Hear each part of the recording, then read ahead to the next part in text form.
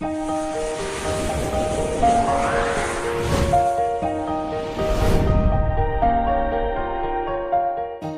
दोस्तों, स्वागत है आपका एजुकेशन अड्डा 99 पे। दोस्तों, छत्तीसगढ़ व्यापम के माध्यम से यहाँ पर CGTET के लिए ऑनलाइन आवेदन आज से प्रारंभ कर दिया गया है। ठीक है, तो आज की इस वीडियो में हम जानेंगे छत्तीसगढ़ शिक्षक पात्रता परीक्षा CGTET के लिए आप ऑनलाइन फॉर्म कैसे भर सकते हैं घर बैठे ही, बिल्कुल फ्री में। इसमें किसी भी प्रकार से आपको फीस पेमेंट करने की भी आवश्यकता नहीं होगी। ठीक है, तो मोबाइल से ही भर कर आपको बताएंगे। A to Z जानकारी इस वीडियो में आपको दिया जाएगा, तो वीडियो को लास्ट तक देखिए ताकि फॉर्म भरने में आपको किसी भी प्रकार से गलती ना हो। ठीक है, तो चलिए इसके संबंध में थोड़ी सी आपको जानकारी देते हैं, फिर फॉर्म भरना भी आपको बताते हैं। तो देखेंगे इसमें फॉर्म भरने की प्रारंभिक तिथि है, आज से ही प्रारंभ कर दी गई है 7/3/2024 से। ठीक है, और इसके लिए ऑनलाइन आवेदन आप 7/4/2024 तक कर सकते हैं। 1 महीने का आपको समय दिया जा रहा है और इसमें त्रुटि सुधार के लिए 8 से 10 अप्रैल तक आपको समय दिया गया है। और इसमें परीक्षा की संभावित तिथि है 23 जून 2024। ठीक है, और इसके लिए यहाँ पर आप देख पाएंगे परीक्षा केंद्र सभी जिला मुख्यालयों को यहाँ पास दिया गया है। ठीक है, तो इस प्रकार से ये सभी जानकारी दी गई है। चलिए अब आपको इसका ऑनलाइन फॉर्म भरने के लिए बताते हैं। तो CGTET का ऑनलाइन फॉर्म भरने के लिए दोस्तों सबसे पहले आपको क्या करना होगा, कोई सा भी एक ब्राउजर ओपन कर लेना होगा। ठीक है, फिर सर्च बार में आपको CG व्यापम सर्च कर लेना होगा। जैसे ही आप CG व्यापम सर्च करेंगे फिर देखेंगे इस प्रकार से यहाँ पर पेज आएगा, जिसमें सबसे टॉप में इस प्रकार से CG स्टेट लिखा रहेगा और यहाँ पर CG व्यापम लिखा रहेगा। सिंपली से इसी वाले ऑप्शन पर आपको क्लिक कर लेना है। जैसे ही आप इसमें क्लिक करेंगे फिर थोड़ी देर आपको वेट कर लेना है। ठीक है, क्योंकि यहाँ पर सर्वर का थोड़ा दिक्कत रहता है। इसके बाद देखेंगे आपके सामने कुछ इस प्रकार से इसका ऑफिशियल वेबसाइट ओपन होकर आ जाता है। यहीं से आपको CGTET के लिए ऑनलाइन आवेदन फॉर्म भरना है। ठीक है, इसके संबंध में यहाँ पर आप देख पाएंगे प्रेस विज्ञप्ति भी जारी कर दी गई है यहाँ पर TT 2024 के लिए। ठीक है, अब चलिए इसका फॉर्म भरने के लिए आपको क्या करना होगा, यहाँ पास आपको एक ऑप्शन देखने के लिए मिल जाता है ग्रीन कलर में, ऑनलाइन एप्लीकेशंस का। ठीक है, तो इसी ऑनलाइन एप्लीकेशंस के ऑप्शन पर आपको सिंपली से क्लिक कर लेना है। अब जैसे ही आप इसमें क्लिक करेंगे फिर देखेंगे इस प्रकार से आपके सामने पेज ओपन होकर आ जाता है, जिसमें यहाँ पास अब आपको देखने के लिए मिल जाता है यहाँ पर राज्य शैक्षणिक अनुसंधान, जिसमें इसके अंतर्गत शिक्षक पात्रता परीक्षा TET 2024 करके। ठीक है, तो आपको क्या करना है, अभी इसी वाले ऑप्शन पर सिंपली से क्लिक कर लेना है। जैसे ही आप इसमें क्लिक करेंगे फिर देखेंगे इस प्रकार से आपके सामने पेज ओपन होकर आ जाता है, जिसमें यहाँ पर ACRT गाइडलाइन भी दिया गया है, हिंदी में भी इंग्लिश में भी। ठीक है, यहाँ से आप डाउनलोड कर सकते हैं, परीक्षा निर्देश भी आप देख सकते हैं और सिलेबस भी हिंदी इंग्लिश दोनों में दिया गया है। हालांकि ये सभी सिलेबस हम आपको अपने टेलीग्राम ग्रुप पर प्रोवाइड कर देंगे, आप वहाँ से आसानी से प्राप्त कर सकते हैं। ठीक है, टेलीग्राम ग्रुप का लिंक आपको डिस्क्रिप्शन में दे दिया गया है।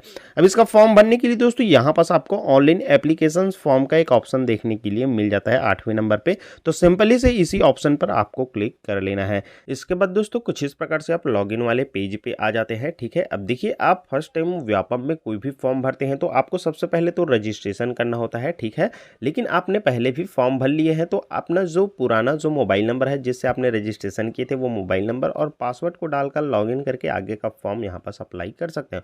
और आपको पासवर्ड पता ना हो तो यहाँ पर फॉरगेट पासवर्ड पर जाकर आप पता भी कर सकते हैं। लेकिन आप फर्स्ट टाइम यहाँ पर फॉर्म भर रहे हैं व्यापम के माध्यम से, तो सबसे पहले आपको नया रजिस्ट्रेशन करना होगा।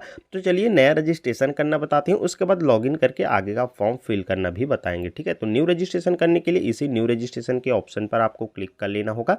जैसे ही आप इसमें क्लिक करेंगे फिर आपके सामने इस प्रकार से पेज ओपन होकर आ जाता है। ठीक है, जिसमें यहाँ पर कैंडिडेट इनरोलमेंट फॉर्म आपको देखने के लिए मिल जाएगा।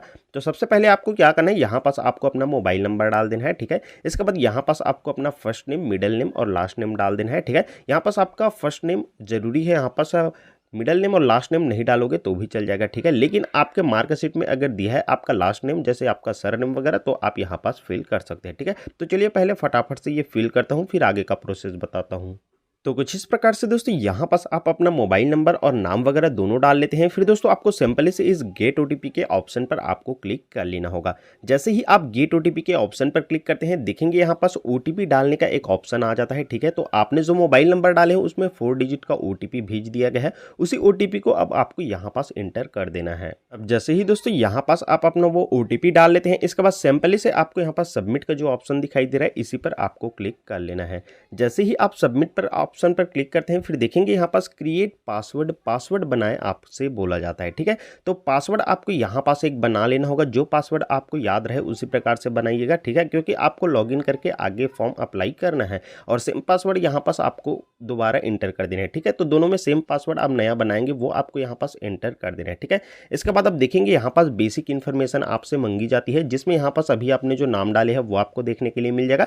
इसके बाद आप देखिए यहाँ पास आपसे रिलेटिव टाइप पूछा जाता है। ठीक है, तो यहाँ पास आपको दो ऑप्शन देखने के लिए मिलते हैं। यहाँ पास आप अपने फादर भी सिलेक्ट कर सकते हैं और अगर आप एक शादीशुदा महिला है तो यहाँ पास आप हस्बैंड भी सिलेक्ट कर सकते हैं। ठीक है, तो यहाँ पास आप अपने अनुसार सिलेक्ट कर लीजिएगा। इसके बाद आप देखिए यहाँ पास रिलेटिव नेम आपसे पूछा जाता है, तो ध्यान रखेंगे अगर आप यहाँ पास फादर सिलेक्ट किए हैं तो रिलेटिव नेम में फादर का ही नेम डालिएगा, और अगर आप यहाँ पास हस्बैंड सिलेक्ट किए रहेंगे तो यहाँ पास रिलेटिव नेम में आपको अपने हस्बैंड का ही नेम डालना है। इस चीज़ का आप ध्यान रखेंगे, बिल्कुल भी आपको गलती नहीं करनी है। ठीक है, अब इसके बाद देखेंगे यहाँ पास आपसे अपनी मदर नेम पूछी जाती है, तो यहाँ पास आपको अपनी माता जी का नाम डाल देना है। ठीक है, इसका मतलब देखिए यहाँ पास जेंडर पूछा जाता है आपसे, तो यहाँ पास सिंपली से आप मेल है या फीमेल है या फिर ट्रांसजेंडर जो भी है यहाँ पास आपको सेलेक्ट कर लेना है। ठीक है, अब इसके बाद देखिए यहाँ पास डेट ऑफ बर्थ आपसे पूछी जाती है, तो अपनी डेट ऑफ बर्थ जो भी है यहाँ पास आपको सेलेक्ट करके डाल देनी है। ठीक है, इसका मतलब देखिए यहाँ पास डोमिसाइल ऑफ छत्तीसगढ़, छत्तीसगढ़ के निवासी पूछा जाता है। सिंपली से इस पर क्लिक करके आपको यस पे क्लिक कर देना है। ठीक है, अब इसके बाद देखिए यहाँ पास फैमिली ईयरली इनकम आपसे पूछी जाती है, तो अपने पारिवारिक वार्षिक आय कितना है वो यहाँ पास आप डाल सकते हैं या फिर आप अपने आय प्रमाण पत्र के अनुसार भी फिल कर सकते हैं। ठीक है, अब इसके बाद देखिए यहाँ पास आपको अपना फोटो और सिग्नेचर अपलोड करने के लिए बोला जाता है, तो ध्यान रखेंगे आपके फोटो और सिग्नेचर की साइज यहाँ पर 20 से 100 KB के बीच में होना चाहिए, तभी ये अपलोड होगा। इस चीज़ का आपको बिल्कुल ध्यान में रखना है। ठीक है, तो फोटो अपलोड करने के लिए सबसे पहले यहाँ पास आपको फोटो के नीचे में जो चूज फाइल दिखाई दे रहा है इसी चूज फाइल पर क्लिक करना है, फिर उस फोल्डर पे आपको चले जाना है जहाँ पास आपने अपना फोटो रखे है और यहाँ से आपको सेलेक्ट कर लेना है। तो कुछ इस प्रकार से आप अपना फोटो सेलेक्ट करते हैं, फिर यहाँ पास इस प्रकार से कुछ आ जाता है। ठीक है, अब दोस्तों आपको इसे अपलोड करने के लिए यहाँ पास दो अपलोड का ऑप्शन दिखता है, इसमें से फर्स्ट वाले अपलोड के ऑप्शन पर आपको क्लिक कर लेना है। ठीक है, जैसे ही आप इसमें क्लिक करते हैं फिर देखेंगे यहाँ पर स्क्रॉल करेंगे तो आपका फोटो कुछ इस प्रकार से अपलोड होकर आ जाता है। ठीक है, अब सेम इसी रूल्स को फॉलो करते हुए अपना सिग्नेचर भी अपलोड करना है, तो जस्ट यहाँ पर साइन के नीचे में जो चूज फाइल है इसी पर आपको क्लिक कर लेना है और यहाँ से जिस भी फोल्डर में आपने अपना सिग्नेचर रखे हैं वहाँ से आपको अपना सिग्नेचर का सिलेक्शन कर लेना है। तो कुछ इस प्रकार से दोस्तों आप अपने सिग्नेचर का भी सिलेक्शन करते हैं, फिर यहाँ पास कुछ इस प्रकार से आ जाएगा। ठीक है, इसके बाद अब सेकंड नंबर पे जो अपलोड का ऑप्शन आपको दिखाई दे रहा है इसी अपलोड के ऑप्शन पर आपको क्लिक कर देना है।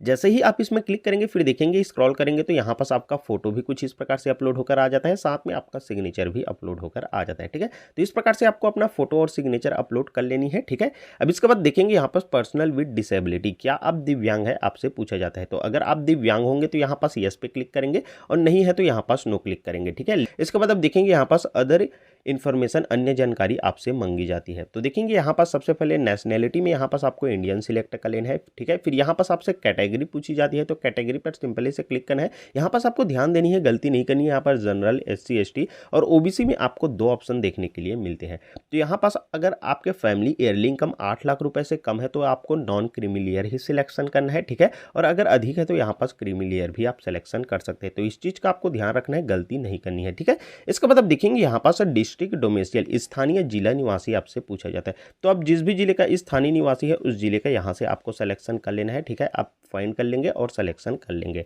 इसके बाद आप देखेंगे यहाँ पास मैरिटल स्टेटस आपसे पूछा जाता है, वैवाहिक स्थिति, तो अगर आप विवाहित होंगे तो मैरिड सेलेक्ट करेंगे और अविवाहित है तो यहाँ पास अनमैरिड आपको सिलेक्शन करना है। ठीक है, अब इसके बाद देखेंगे यहाँ पास आपसे ईमेल आईडी मांगी जाती है, तो आपकी जो भी ईमेल आईडी है उसे यहाँ पास आपको इंटर कर देनी है। ठीक है, अब इसके बाद देखेंगे यहाँ पास आपसे प्रेजेंट एड्रेस, वर्तमान पता अपना पूछा जाता है, तो अभी आप वर्तमान में जहाँ पास भी है वहाँ अपना वर्तमान पता डाल देना है।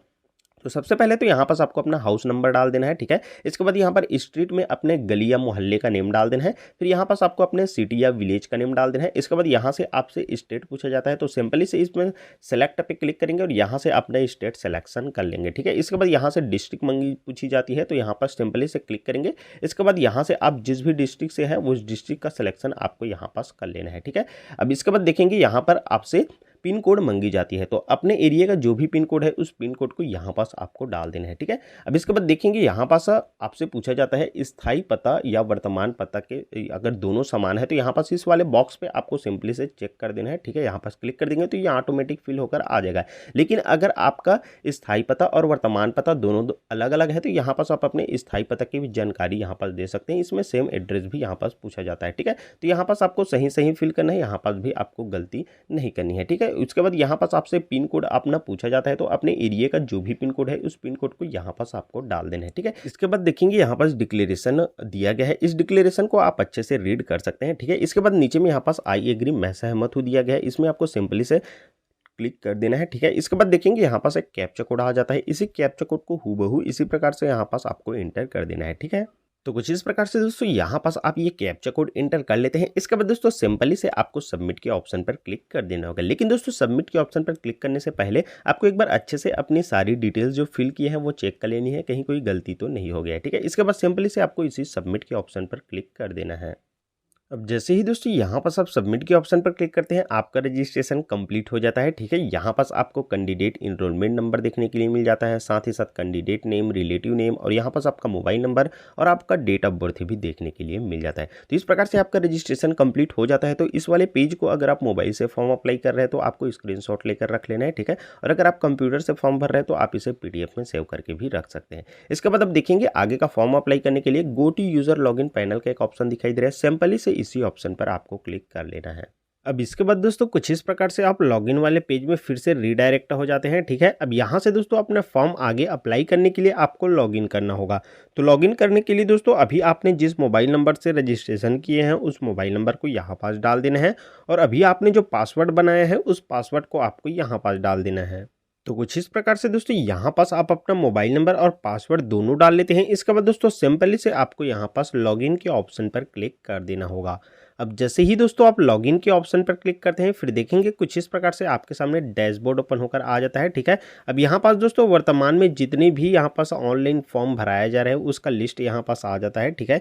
यहाँ पास BSc नर्सिंग के लिए भी ऑनलाइन आवेदन प्रारंभ हो गया है और यहाँ से दोस्तों TET के लिए आप अप्लाई कर सकते हैं। इसी के साथ PPT वगैरह सारा चीज़ के यहाँ पास ऑनलाइन एप्लीकेशन फॉर्म स्टार्ट है। इसी के साथ साथ यहाँ पास हमने हॉस्टल वार्डन भर्ती के लिए भी ऑनलाइन अप्लाई कैसे करना है, B.Ed या DLED के लिए भी ऑनलाइन अप्लाई कैसे करना है, इसके ऊपर वीडियो बना रखी है, डिस्क्रिप्शन में उसका लिंक हम दे देंगे। अभी तक आपने अप्लाई नहीं किए थे इसमें भी अप्लाई कर सकते हैं, ठीक है। चलिए इस वीडियो में हम आपको बताते हैं अब यहाँ पास TET के लिए आप फॉर्म कैसे भरेंगे। तो यहाँ पास आपको देखने के लिए मिल जाएगा TET 2024, ठीक है। और जस्ट इसके साइड में जो अप्लाई का ऑप्शन आपको दिखाई दे रहा है इसी अप्लाई के ऑप्शन पर आपको क्लिक कर लेना है। जैसे ही आप इसमें क्लिक करते हैं फिर देखेंगे आपके सामने इस प्रकार से एप्लीकेशन फॉर्म ओपन होकर आ जाता है TET के लिए, जिसमें कुछ इंपॉर्टेंट इंस्ट्रक्शन दिया गया है, इसे आप अच्छे से रीड भी कर सकते हैं, ठीक है। अब इसके बाद यहाँ पास ध्यान से समझिएगा, यहाँ पास आपको बिल्कुल भी गलती नहीं करनी है। कौन कौन सी योग्यताएं हैं, अर्हताएं हैं, उसकी जानकारी यहाँ पास दी गई है। तो देखिए यहाँ पास कक्षा 1 से लेकर 5 तक की कक्षाओं के अध्यापन हेतु यहाँ पर बताया गया है, जिसमें क में देख पाएंगे अथवा करके यहाँ पर सभी की बताई गई है। तो एक एक करके आपको समझाते हैं, ठीक है, ध्यान से समझिएगा। तो देखिए क में बताया गया है कि न्यूनतम 50% अंकों के साथ उच्चतर माध्यमिक मतलब कि आपका 12वीं एवं प्रारंभिक शिक्षा शास्त्र में द्विवर्षीय डिप्लोमा मतलब कि आपका D.Ed जो किसी भी नाम से जाने जाते हो के अंतिम वर्ष में सम्मिलित होने वाले अथवा उत्तीर्ण, जो अंतिम वर्ष में शामिल हो रहे हैं ऐसे विद्यार्थी या फिर जो उत्तीर्ण हो चुके हैं, ठीक है, वो यहाँ पास इसके लिए एलिजिबल है, ठीक है। अथवा यहाँ पास आप देख पाएंगे सेकंड पॉइंट पे बताया गया है कि न्यूनतम 45% अंकों के साथ उच्चतर माध्यमिक मतलब कि आपका 12th है एवं प्रारंभिक शिक्षा शास्त्र में द्विवर्षीय डिप्लोमा जो कि किसी भी नाम से जाने जाते हो, डिप्लोमा मतलब द्विवर्षीय, जैसे DLED या D.Ed जो किसी भी नाम से जाने जाते हो, ठीक है, जो राष्ट्रीय अध्यापक शिक्षा परिषद विनिमय 2002 के अनुसार अंतिम वर्ष में सम्मिलित होने वाले अथवा उत्तीर्ण, जो अंतिम वर्ष में सम्मिलित हुए छात्र हैं या फिर यहाँ पर वो उत्तीर्ण कर चुके हैं, ऐसे छात्र भी इसमें एलिजिबल होंगे, ठीक है। इसके बाद थर्ड में अथवा करके बताया गया, देख पाएंगे अथवा न्यूनतम 50% अंकों के साथ उच्चतर माध्यमिक 12th एवं 4 वर्षीय प्रारंभिक शिक्षा शास्त्र जैसे BLED 4 वर्षीय मतलब के अंतिम वर्ष में है या फिर आप उत्तीर्ण कर चुके हैं तो भी आप इसके लिए एलिजिबल होंगे, ठीक है। इसके बाद ये वाले पॉइंट को भी समझिएगा, अथवा करके बताया गया है न्यूनतम 50% अंकों के साथ उच्चतर माध्यमिक तथा शिक्षा शास्त्र में द्विवर्षीय डिप्लोमा के अंतिम वर्ष में सम्मिलित विद्यार्थी और उत्तीर्ण हो चुके हैं तो भी आप इसमें एलिजिबल होंगे। ठीक है, इसी के साथ अथवा करके और भी बताया गया है, देख पाएंगे।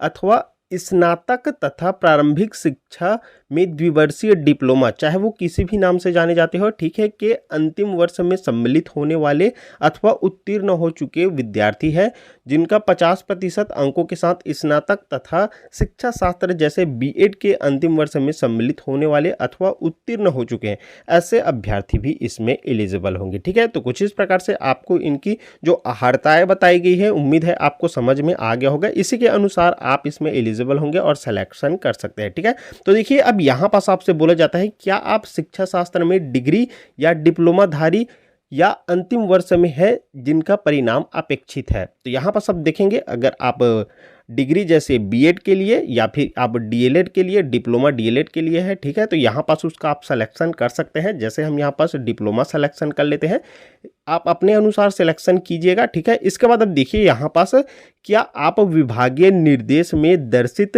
निर्धारित शैक्षणिक अहर्ता रखते हैं। तो यहाँ पास आपको सिंपली से यस के ऑप्शन पर आपको क्लिक कर लेना है। ठीक है, इसके बाद अब देखिए यहाँ pass for upper primary select one subject combination. ठीक है, तो यहाँ पर अपर प्राइमरी वाले जैसे उच्च प्राथमिक जैसे 6 से लेकर 8 तक के अध्यापन हेतु विद्यार्थी है, वो यहाँ पास आपको एक सब्जेक्ट कॉम्बिनेशन सिलेक्शन करना होगा। ठीक है, जिसमें विज्ञान या गणित या फिर सामाजिक अध्ययन या फिर सामाजिक विज्ञान, तो यहाँ पास आपको एक सब्जेक्ट कॉम्बिनेशन सिलेक्शन करना है अपर प्राइमरी वाले को। ठीक है, तो यहाँ पास आप करेंगे। इसके बाद अब देखेंगे यहाँ पास आप जिस परीक्षा हेतु आवेदन देना चाहते हैं कृपया उसे चयन करें। तो आप यहाँ पास कक्षा 1 के लिए 1 से 5 तक के लिए यहाँ पास परीक्षा देना चाहते हैं या फिर कक्षा 6 से लेकर 8 तक के लिए परीक्षा देना चाहते हैं, तो इसका आपको सिलेक्शन करना है। ठीक है, तो यहाँ पास आप अपने अनुसार सिलेक्शन कर सकते हैं जिसके लिए भी आप एग्जाम दिलाना चाहते हैं। ठीक है, और अगर आप दोनों के लिए एग्जाम दिलाना चाहते हैं तो यहाँ पर दोनों का भी सिलेक्शन आप कर सकते हैं। ठीक है,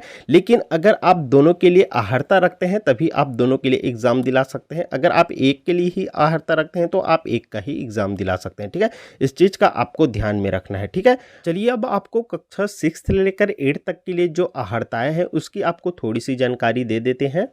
तो देखिए यहाँ पास जो नोटिफिकेशन जारी किया गया है इसमें इसकी जानकारी दी गई है कक्षा 6वीं से लेकर 8वीं तक की कक्षाओं के अध्यापन हेतु। तो यहाँ पास क में आप देख पाएंगे स्नातक और प्रारंभिक शिक्षा शास्त्र में द्विवर्षीय डिप्लोमा, चाहे उसे किसी भी नाम से जाने जाते हो, में प्रवेशित है, आप प्रवेश है या फिर अध्ययनरत है, अभी आप पढ़ाई कर रहे हैं या फिर आप उत्तीर्ण हो चुके हैं तो आप इसके लिए एलिजिबल है। ठीक है, इसी के साथ यहाँ पर अथवा में बताया गया, देख पाएंगे न्यूनतम 50% अंकों के साथ स्नातक एवं शिक्षा शास्त्र में 1 वर्षीय बीएड या फिर द्विवर्षीय बीएड में आप प्रवेशित है या फिर अभी अध्ययनरत है या फिर आप उत्तीर्ण है तो भी आप इसके लिए एलिजिबल होंगे। ठीक है, इसी के साथ अथवा में आप देख पाएंगे न्यूनतम 45% अंकों के साथ स्नातक एवं शिक्षा शास्त्र में 1 वर्षीय बीएड उत्तीर्ण है या फिर द्विवर्षीय बीएड में अभी प्रवेशित है या फिर अध्ययनरत है या फिर आप उत्तीर्ण हो चुके हैं तो भी आप इसके लिए एलिजिबल होंगे। ठीक है, इसी के साथ अथवा में एक और बताई गई है, देख पाएंगे कि न्यूनतम 50% अंकों के साथ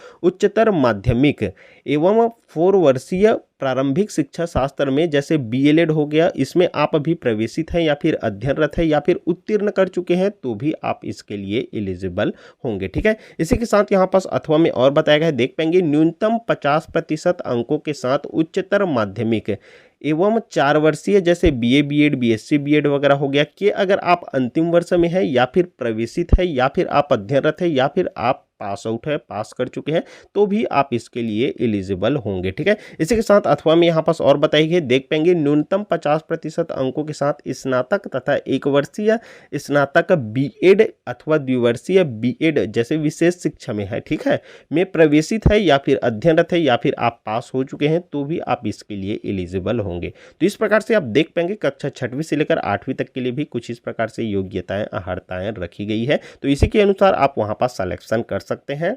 तो इस प्रकार से दोस्तों दोनों के लिए अगर आप योग्यताएं रखते हैं तो यहाँ पास आप दोनों का सिलेक्शन करके आप इसका एग्जाम दिला सकते हैं। इसके बाद दोस्तों नीचे में आपको एक सबमिट का ऑप्शन देखने के लिए मिल जाएगा। इस सबमिट के ऑप्शन पर आपको क्लिक कर देना है। जैसे ही आप सबमिट पे क्लिक करेंगे फिर देखेंगे आपका बेसिक इन्फॉर्मेशन जो आपने रजिस्ट्रेशन करते टाइम फिल किए थे वो सारा चीज़, आपका फोटो सिग्नेचर सारा चीज़ यहाँ पास आ जाता है। ठीक है, अब इसके बाद देखेंगे यहाँ पास एग्जाम सिटी आपसे पूछी जाती है। तो आप जिस भी सिटी में अपना एग्जाम दिलाना चाहते हैं उस सिटी का यहाँ से सिलेक्शन कर लेंगे। यहाँ पर बहुत सारे सिटी आपको देखने के लिए मिल जाते हैं। ठीक है, तो आप जिस भी सिटी में एग्जाम दिलाना चाहते हैं उसका सिलेक्शन कर लेंगे। इसके बाद अब देखेंगे यहाँ पास आपसे पूछा जाता है क्या आपको सहलेखक की आवश्यकता है। अगर आप एक हैंडीकैप्ड कैंडिडेट है और आपको सहलेखक की आवश्यकता है तो यहाँ पास आप यस पे क्लिक करेंगे, अन्यथा यहाँ पास नो ही रहने देंगे। ठीक है, इसके बाद यहाँ पर क्लास या श्रेणी आ जाती है जिसमें क्या आप किसी वर्ग जैसे भूतपूर्व सैनिक जैसे थल सेना या नौसेना या वायुसेना में कार्यरत थे तथा जिला सैनिक कार्यालय द्वारा आपको पहचान पत्र जारी किया गया है आपके लिए, तो यहाँ पास यस करेंगे, अन्यथा यहाँ पास भी आपको नो कर देना है। ठीक है, अब इसके बाद देखेंगे आप नो करते हैं फिर नीचे में यहाँ पास डिक्लेरेशन आ जाता है। ठीक है, इस डिक्लेरेशन को आप अच्छे से रीड कर सकते हैं। इसके बाद यहाँ पास आई एग्री पे आपको सिंपली से क्लिक कर देना होगा। इसके बाद दोस्तों यहाँ पास आपको एक कैप्चा कोड देखने के लिए मिल जाता है। इस कैप्चा कोड को हूबहू बिना गलती के आपको यहाँ पास एंटर कर देना है। तो कुछ इस प्रकार से दोस्तों आप ये कैप्चा कोड फिल कर लेते हैं। फिर आपको नीचे में एक सबमिट का ऑप्शन देखने के लिए मिल जाता है। तो इस सबमिट के ऑप्शन पर आपको सिंपली से क्लिक कर देना है। लेकिन दोस्तों आपको एक बार चेक कर लेना होगा, ठीक है, सारा डिटेल सही है कि नहीं। सारा डिटेल सही है तो सबमिट पर क्लिक करेंगे। फिर इस प्रकार से यहाँ पर एक पॉपअप आ जाता है कि कृपया आवेदन जमा करने से पूर्व आपके द्वारा भरी हुई सभी जानकारी को आपको ध्यानपूर्वक चेक कर लेनी है, क्योंकि बाद में आपको करेक्शन का ऑप्शन नहीं दिया जाएगा। ठीक है, तो यहाँ पास आप ओके के ऑप्शन पर क्लिक कर देंगे। इसके बाद आप एक बार और अच्छे से चेक कर लेंगे आपके फॉर्म में कहीं त्रुटि तो नहीं है। फिर यहाँ पास एडिट के ऑप्शन पर जाकर आप सुधार भी कर सकते हैं और आपका सारा डिटेल सही है तो यहाँ पर कंफर्म एंड सबमिट के ऑप्शन पर आपको क्लिक कर देना होगा। जैसे ही आप इसमें क्लिक करेंगे इसके बाद आपका फॉर्म यहाँ पर सक्सेसफुली सबमिट हो जाएगा। देखेंगे you have successfully submitted the application form, आपका सक्सेसफुल एप्लीकेशन फॉर्म सबमिट हो गया है। अब ओके के ऑप्शन पर आपको क्लिक कर देना है। जैसे ही आप ओके के ऑप्शन पर क्लिक करेंगे इसके बाद इस प्रकार से आप इस वाले पेज में रीडायरेक्ट हो जाते हैं। अब दोस्तों यहाँ पास आपको सक्सेसफुल एप्लीकेशन का एक ऑप्शन देखने के लिए मिल जाता है, इस पे क्लिक कर लेना है। जैसे ही आप इसमें क्लिक करेंगे फिर यहाँ से अब अपने आवेदन फॉर्म का प्रिंट ले पाएंगे। ठीक है, तो यहाँ पास आप देख पाएंगे टीटी का आपने फॉर्म भर लिए। अब इसका प्रिंट आपको यहाँ पास देखने के लिए मिल जाता है, प्रिंट का एक ऑप्शन, यहाँ से आप प्रिंट निकाल पाएंगे। तो सिंपली से इसमें क्लिक करेंगे तो आपका प्रिंट वाला पेज कुछ इस प्रकार से यहाँ पास ओपन होकर आ जाता है। अब दोस्तों आप इसे प्रिंट करना चाहते हैं तो यहाँ पर नीचे आएंगे तो आपको प्रिंट का तो कोई ऑप्शन देखने के लिए नहीं मिलता है। तो ऐसी स्थिति में आपको बिल्कुल भी घबराना नहीं है। आपको क्या करना है, यहाँ पास देखेंगे कोने में एक आपको 3 डॉट देखने के लिए मिल जाता है। इस 3 डॉट पे क्लिक करेंगे फिर यहाँ पास आपको एक शेयर का भी ऑप्शन देखने के लिए मिल जाएगा। तो इस शेयर के ऑप्शन पर क्लिक करेंगे तो बहुत सारे ऑप्शन आ जाते हैं जिसमें एक ऑप्शन आपको यहाँ पास प्रिंट का भी देखने के लिए मिल जाएगा। ठीक है, इसी प्रिंट के ऑप्शन पर आपको क्लिक कर लेना है। जैसे ही आप इसमें क्लिक करेंगे फिर देखेंगे 2 पेज में आपने प्रिंट का यहाँ पास प्रीव्यू देखने के लिए मिल जाता है। अब दोस्तों इसे पीडीएफ में सेव करने के लिए ऊपर में आपको एक सेव का ऑप्शन देखने के लिए मिल जाता है, या फिर इस 3 लाइन पर 3 डॉट पर क्लिक करेंगे तो एक सेव एज पीडीएफ का ऑप्शन आ जाता है। इसी पर आपको क्लिक करके इसे पीडीएफ में सेव करके रख लेना है। ठीक है, तो कुछ इस प्रकार से दोस्तों आपको सीजीटीईटी का ऑनलाइन एप्लीकेशन फॉर्म भरना था। उम्मीद है इस वीडियो के माध्यम से आपको कंप्लीट समझ में आ गया होगा कि किस प्रकार से आप इसका ऑनलाइन फॉर्म भर सकते हैं। वीडियो पसंद आया हो तो दोस्तों वीडियो को एक लाइक कीजिएगा, चैनल को भी सब्सक्राइब कर लीजिएगा इसी प्रकार की आने वाली अपडेट जानकारी के लिए। चलिए दोस्तों अब फिर मिलेंगे आपके साथ इसी प्रकार से एक नए अपडेट वीडियो लेकर, तब तक के लिए दोस्तों धन्यवाद, जय हिंद।